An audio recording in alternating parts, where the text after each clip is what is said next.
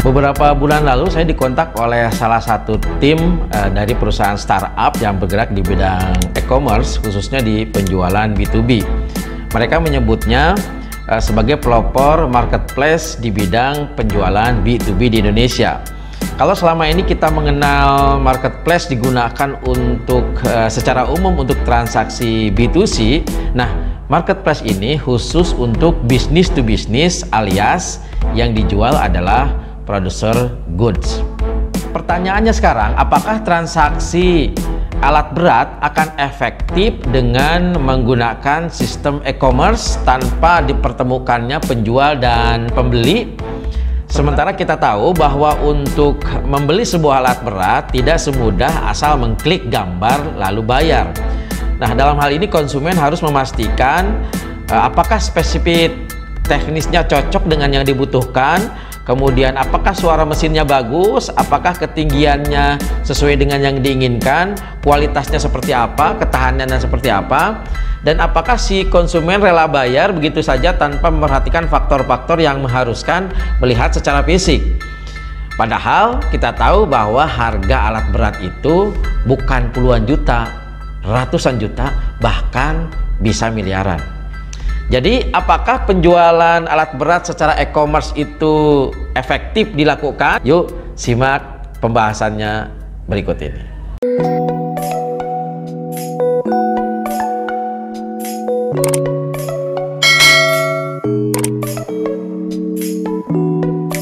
Assalamualaikum warahmatullahi wabarakatuh. Hai, saya Usman Effendi. Saya adalah seorang bisnis konsultan alat berat, salesman, public speaker, dan instruktur serta trainer lisensi Kementerian Tenaga Kerja Republik Indonesia di bidang pesawat angkatan angkut. Channel ini saya gunakan untuk inspirasi, motivasi, informasi, insight, salesmanship, leadership, dan apapun yang akan membantu meningkatkan skill dan kapabilitas Anda.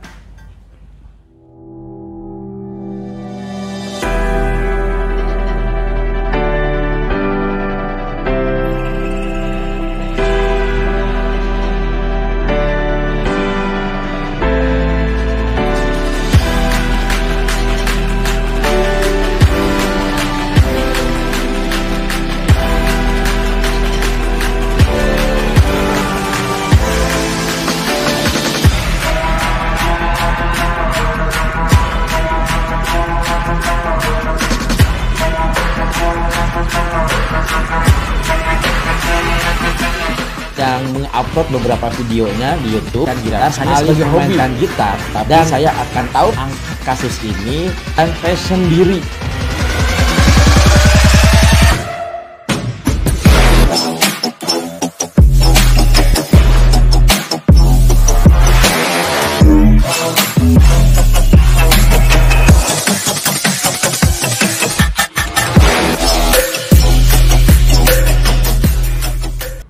Transaksi ekonomi digital melalui e-commerce di Indonesia selama masa COVID-19 atau di tahun 2020 mengalami kenaikan secara signifikan memang. Asalnya di tahun 2019 itu transaksinya sekitar 205 triliun, di tahun 2020 menjadi 266 triliun. Dan teman-teman, diprediksi pada tahun 2021 ini akan mengalami kenaikan juga sekitar 33% atau menjadi 337 triliun. Kurang lebih demikian disampaikan oleh Gubernur Bank Indonesia Pak Peri Warjio. Kalau kita melihat perkembangan penjualan secara online memang di Indonesia di 4 tahun terakhir ini, yang saya kutip dari katadata.co.id, teman-teman, mengalami kenaikan memang secara signifikan. Contohnya aja di tahun 2017 transaksi e-commerce di Indonesia sekitar 47 triliun, kemudian tahun 2018 naik menjadi 105 triliun ya. Kemudian di tahun 2019 di 205 triliun dan di tahun 2020 kemarin 266 triliun. Nilai transaksi penjualan e-commerce ini adalah lebih didominasi oleh penjualan secara B2C atau business to customer, yaitu yang dijual adalah consumer goods. Oh iya teman-teman, sebelum adanya transaksi e-commerce di Indonesia itu dikenal ada dua bisnis transaksi ya.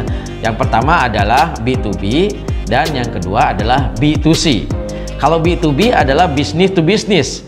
Jadi transaksi yang dilakukan antar perusahaan atau instansi, bukan ke perorangan. Dan barang yang dijualnya adalah disebut producer goods atau barang-barang produksi. Contohnya misalnya alat berat, kemudian bahan baku, material, besi, dan lain-lain. Nah, sedangkan B2C atau business to business adalah sebuah proses transaksi bisnis yang dilakukan atau barang atau jasa kepada konsumen pengguna atau konsumen akhir. Barang yang dijualnya disebut consumer goods. Contoh pakaian, makanan, minuman, kendaraan pribadi, dan lain-lain. Nah, B2C ini lebih dinamis sehingga mampu berkembang secara pesat pada saat digitalisasi atau e-commerce merebak di dunia, bahkan di Indonesia. Yuk kita flashback dulu ke tahun 90-an teman-teman. Sejak dikenalnya penjualan secara digital di Amerika contohnya mulai populer tahun 1995 menurut data yang saya baca ya. Dan dimulai dengan adanya eBay dan Amazon.com. Sementara di Cina, marketplace ini atau e-commerce ini mulai ramai setelah Jack Ma mendirikan Alibaba. Dan sampai sekarang Alibaba merupakan sebuah marketplace raksasa di negeri tirai bambu tersebut, teman-teman. Sementara di Indonesia, awal mula toko online atau e-commerce atau penjualan secara online itu dimulai pada tahun 1999, awal tahun 2000-an, yaitu dimulai dengan didirikannya ada forum jual beli Kaskus. Ayo, siapa yang punya akun Kaskus pasti udah tua sekarang ya. Nah, setelah e-commerce merebak teman-teman, selain B2B dan B2C, ternyata saat ini dikenal juga transaksi bisnis ada yang disebut dengan C2B atau customer to business ya. Jadi customer beli untuk dia jual lagi. Dan ada O2O yaitu online to offline. Jenis ini banyak digunakan oleh transportasi seperti Gojek dan Grab ya. Jadi kita ordernya secara online, nanti bayarnya, makanannya atau barangnya dikirim bisa langsung secara offline. Kembali ke tema awal teman-teman, apakah penjualan secara online atau e-commerce itu cukup efektif atau bisa efektif untuk penjualan alat berat? Nah, ternyata United Tractor, salah satu perusahaan alat berat raksasa terbesar di Indonesia, ini telah meluncurkan situs transaksi online sejak tahun 2015 loh ya, yang bernama clickut.com. Nah, merupakan e-commerce pertama untuk penjualan suku cadang alat berat. Nah, situs ini menawarkan beberapa pengalaman mudah dan praktis untuk para customer gitu ya, dalam mencari atau membeli penjualan spare part alat berat. Tapi hanya sebatas spare part alat berat, bukan mencakup penjualan unit. Walaupun Yuti sudah mulai sejak tahun 2012, namun sampai awal tahun 2020 menurut para pelaku bisnis ya, ternyata transaksi online masih terasa asing di dunia alat berat, karena bisnis alat berat ini adalah salah satu bisnis atau industri yang tidak mudah untuk berubah. Namun sekali lagi kebijakan karena pandemi COVID-19 di tahun 2020 dan 2021 ini mendorong para pelaku pebisnis alat berat tidak ada pilihan lain selain mengikuti atau terjun ke digitalisasi atau sistem penjualan e-commerce. Sekarang pertanyaannya, kenapa bisnis alat berat itu tidak semudah bisnis lain yang secara gampang bisa migrasi dari bisnis konvensional, dari penjualan secara konvensional ke digital? Kita sudah bahas di awal perbedaan antara consumer goods dan producer goods, dimana kalau kita saat ini mau membeli barang-barang konsumen atau consumer goods itu lebih mudah menggunakan e-commerce, ditambah dengan hampir 1 tahun lebih ini COVID-19. Nah, kita tinggal klik cari barang yang kita inginkan, lihat gambar, cek penjualnya apakah kredibel atau tidak, masukin ke dalam keranjang gitu ya secara virtual, bayar bisa COD atau bayar bisa langsung, dan keesokan harinya kita sudah dikirim barang yang kita inginkan. Sementara penjualan unit alat berat tidak semudah itu. Ada beberapa faktor yang membuat konsumen enggan melakukan transaksi secepat yang dilakukan oleh barang-barang consumer goods. Nah, faktor itu diantaranya teman-teman. Yang pertama itu faktor harga.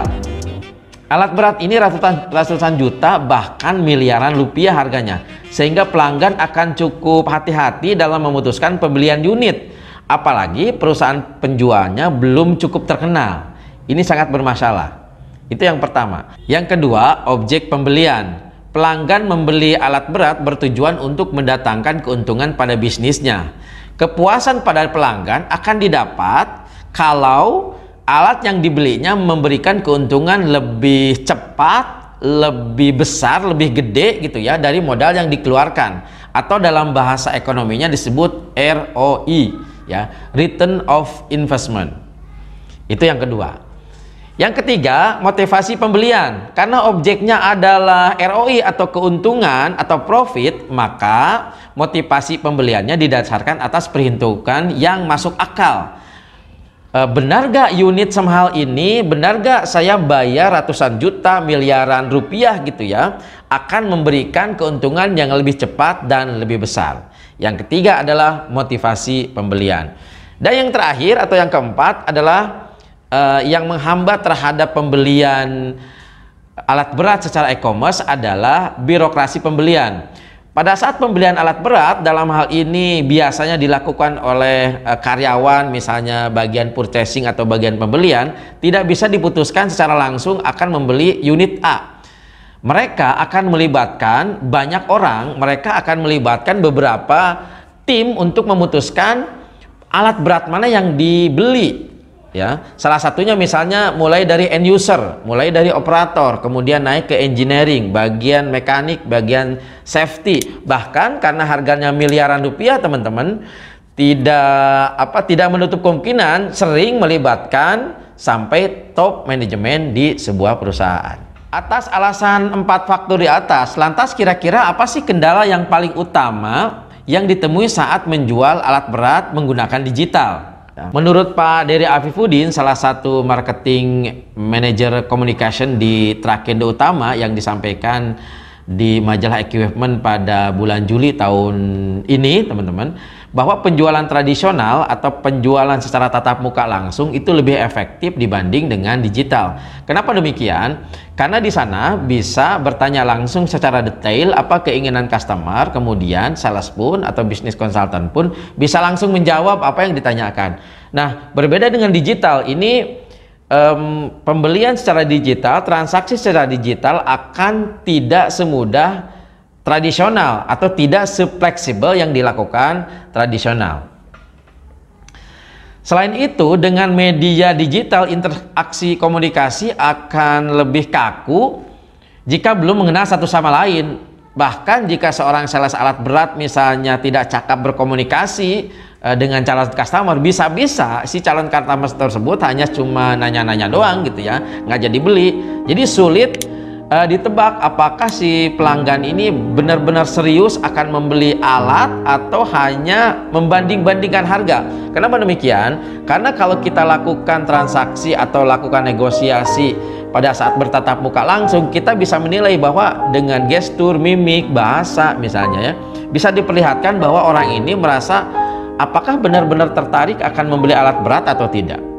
Tapi walaupun dihadapkan dengan berbagai permasalahan pada sistem digital untuk digunakan pada transaksi penjualan alat berat, dengan kehadiran digitalisasi paling tidak ini bisa memberikan beberapa keuntungan untuk kemajuan perusahaan pebisnis alat berat. Di antaranya bisa membangun brand awareness pada benak para pelanggan, dan yang kedua sebagai alat engagement yang mampu mendekatkan diri antara perusahaan dengan para pelanggannya. Kesimpulannya, ada banyak PR yang harus dikerjakan oleh para pebisnis alat berat jika ingin migrasi ke sistem digital. Di lain pihak, jika para pebisnis alat berat ini tidak segera menemukan cara untuk migrasi ke sistem digital, maka siap-siaplah akan tergerus keadaan dan zaman. Karena sistem digital ini tinggal tunggu waktu saja, pasti akan berimbas ke semua bidang bisnis. Dan waktu jualah yang akan membuktikan apakah pemasaran atau penjualan alat berat secara digital atau e-commerce ini akan efektif atau tidak. Semuanya ada di tangan Anda sebagai pilihan. Saya Usman Effendi, terima kasih, semoga bermanfaat. Assalamualaikum warahmatullahi wabarakatuh. Sukses mulia.